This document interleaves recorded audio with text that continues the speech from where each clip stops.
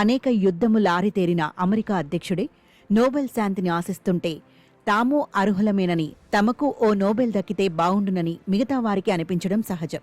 తాను అధికారంలోకి వచ్చిన మరుక్షణం నుంచి కేంద్రంలోని బీజేపీ ప్రభుత్వం, అది నియమించిన లెఫ్టినెంట్ గవర్నర్ తనను రాచి రంపాన పెట్టడం ఆరంభించారని, అన్ని ఒత్తిళ్లను ఎదుర్కొని ఢిల్లీని అద్భుతంగా తీర్చిదిద్దినందుకు తనకు పరిపాలనలో నోబెల్ దక్కాల్సిందేనంటున్నారు ఢిల్లీ మాజీ ముఖ్యమంత్రి అరవింద్ కేజ్రీవాల్. మీకంటే ఈ అవార్డుకు అర్హులెవరు అంటూ ఇజ్రాయెల్ ప్రధాని బెంజమిన్ నెతన్యాహు సోమవారం అమెరికా అధ్యక్షుణ్ణి కీర్తించిన దృశ్యం కేజ్రీవాల్ మీద బాగా ప్రభావం చూపినట్టుంది.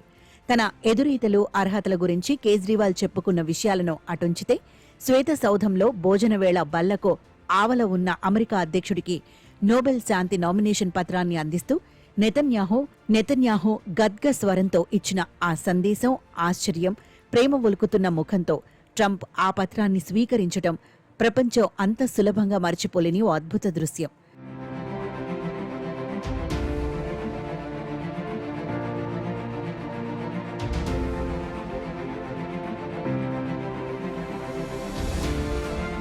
తన ఎదురుగా కూర్చున్న ఆ శాంతిదూత ఈ ప్రపంచానికి, మానవాళికి చేసిందేమిటో చక్కగా వివరించారు నెతన్యాహు.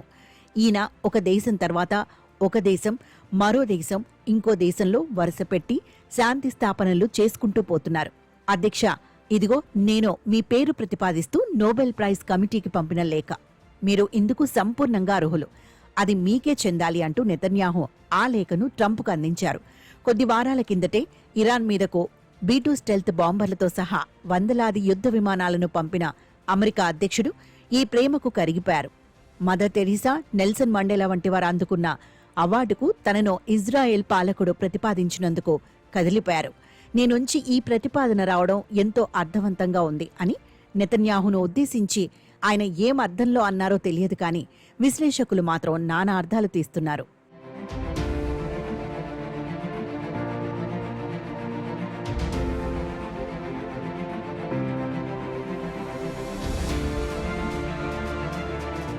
ఇరాన్తో బరాక్ ఒబామా కుదుర్చుకున్న ఒక అంతర్జాతీయ స్థాయి ఒప్పందం చక్కగా అమలవుతూ యావత్ ప్రపంచం ప్రశాంతంగా ఉన్న తరుణంలో దాని నుంచి తన దేశాన్ని తప్పించినవాడు ట్రంప్.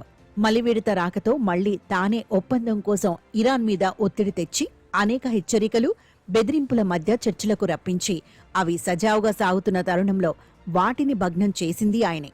ఇరాన్ దగ్గర అణ్వాయుధాలు లేవని అమెరికా నిఘా సంస్థలే చెప్పినా ఇరాన్లోకి ఇజ్రాయెల్ను చొరబడేట్టు చేసి అనంతరం తానే స్వయంగా బాంబులు కురిపించి ఇజ్రాయెల్ ప్రధాని దీర్ఘకాలిక ఆశయాన్ని, ఉమ్మడి లక్ష్యాన్ని ఎట్టకేలకు నెరవేర్చాడు. అమెరికా మాజీ అధ్యక్షుడు జో బైడెన్ ఇవ్వనంత మద్దతు నెతన్యాహుకు ట్రంప్ ఇచ్చాడు. ఇరాన్ అణుస్థావరాలు ముట్టుకోవద్దన్న గతకాలపు హద్దుల్ని కూడా ట్రంప్ చెరిపివేసి కొన్ని ఆయుధాల సరఫరా మీద ఉన్న ఆంక్షలను కూడా ఎత్తివేశాడాయన. తద్వారా పలు ఏకకాల యుద్ధాలతో తన రాజకీయ మనుగడ కొనసాగించాలన్న నెతన్యాహు రాజకీయ ఎజెండాకు కూడా ట్రంప్ సహకరించారు. హద్దుల్లేని ఈ అభిమానానికి నెతన్యాహు ఆనందం అవధులు దాటి ఉంటుంది. అంతర్జాతీయ న్యాయస్థానం అరెస్టు వారెంట్ జారీ చేసిన ఒక వ్యక్తి చేతుల మీదుగా అమెరికా అధ్యక్షుడు నోబెల్ శాంతి ప్రతిపాదనను అందుకోవడం చూడముచ్చటగా ఉంది.